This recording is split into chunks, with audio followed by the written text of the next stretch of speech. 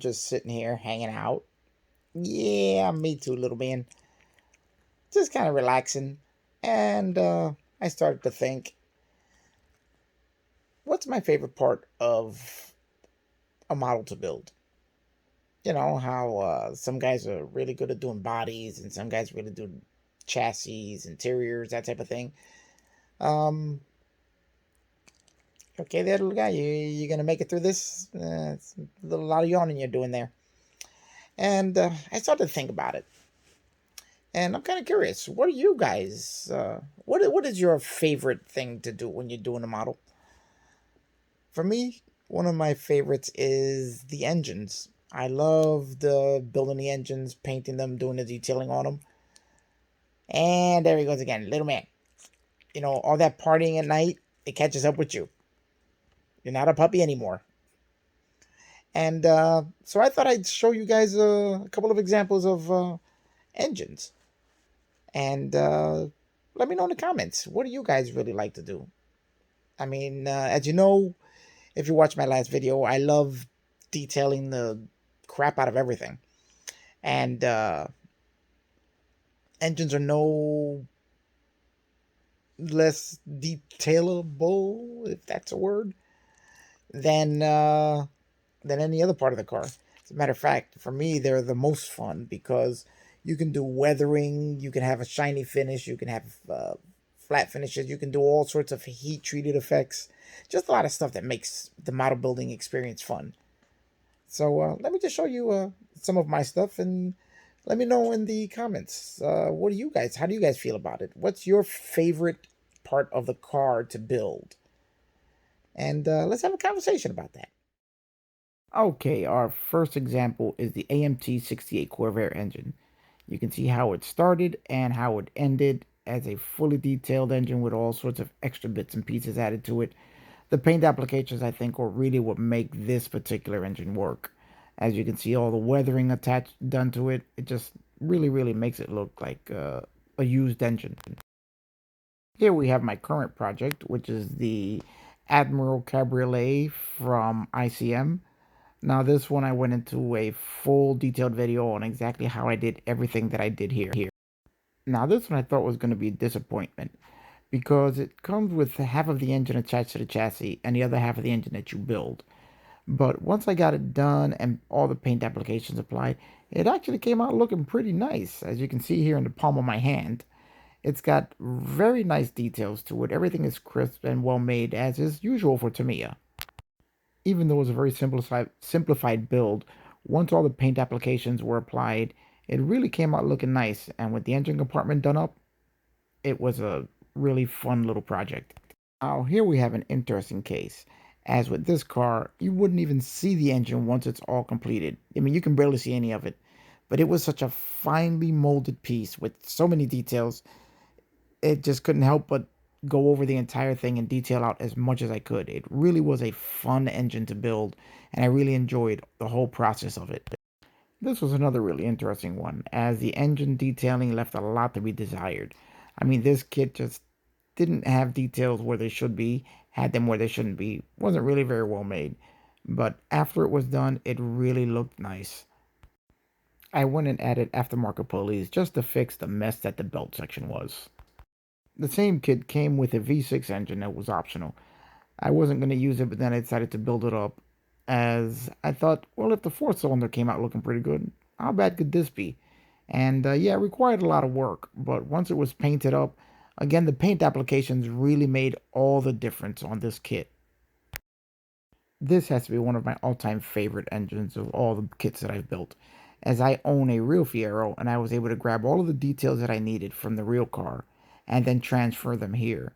I put everything into this that I could, including the emission systems, all the plumbing, wiring, and it really made a very nice display piece. Apart from all the paint applications, and then I also added my own heat shielding and brackets to hold the alternator and the AC compressor, and it all just worked out really nicely. I was very happy with the way this kit wound up, and it is one of the most detailed engines that I have ever built, so I'm very happy with the end result. Now this here is a strange case. This is an engine I didn't use for the Knight Rider build, as I had to put batteries and lights in the car. So I decided just to do a little mini build. I took the engine itself and built it, detailed it, did everything I could to make it look as if it was a engine in the middle of a teardown at a shop. And this engine, for the sad amount of details that were in the car, the engine had a lot more than I would have expected from this kit. This kit has tooling that is completely worn out. There's flash everywhere. It takes a lot of work to make it presentable. And when I saw how this engine came out, I was very happy and surprised that it did come out this good. And I went ahead and made a cart for it and made it part of a garage diorama that I have here at home. This is one of my favorite builds. This is from the Starsky and Hutch Gran Torino, and the engine was really, really well detailed, all except for the alternator and the power steering pump just hanging in midair. So I decided to go ahead and make my own brackets for it, apart from all the other detailing and the paint applications. And I was just blown away with how nicely this one came out. Revell really made a nice kit when it came to this car. And you can see here some of the trial and error I did to make the brackets. Now here we have a couple of engines that are from way back, one of my early builds. The Monogram and Tamiya Ferrari Testarossas. The engines were great, but strangely enough, you would expect the Tamiya to be better. The Monogram was way ahead of the Tamiya as far as detailing, but the Tamiya and build quality and ease of assembly was light years ahead of the Monogram. Here we have the Monogram 1985 Mazda RX-7, which unlike the Tamiya RX-7, this one brought a complete drivetrain, engine, transmission, drive shaft, or axle, everything, whereas the Tamiya did not, which was sort of surprising again.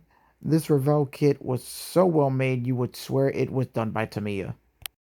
Unfortunately, you can't say the same thing about this Revell kit. This is the Porsche 914-6, and one thing about the engine is that once you put it in, you can't even see it. It was an okay build for an engine, but nothing that was really extraordinary or really makes you want to have anything that stands out. This kid did have a lot of fit issues, a lot. Now here we have another Fiero engine, this one by MPC. And while it's not a horrible kit, there are a couple of fit issues, and it is not quite up to the quality of the Monogram, but some of the detailing it gets correct where the Monogram got it wrong. But overall, it builds up into a very nice display piece. And if you do a little extra detailing, get all the painting done right, actually pulls off a nice display. So there you go, guys. Just a couple of the engines that I've put together, and little info on what I like about them and what I didn't. It's fun. I mean, I really enjoy all of the aspects of putting them together, trying to match the details to the real cars, and trying to get them as close as I can to what they're supposed to look like. I just enjoy the technical part of the whole thing. So let me know in the comments. What is it that you guys really enjoy doing? Is it interiors? Is it engines, suspensions? Because I got to say that my second favorite thing to do is the interiors. And then number 3 would probably be the chassis and the suspensions, with the bodies being dead last. So, what are you guys thinking? How are you guys in your ranking of what's your favorite part of a car to build?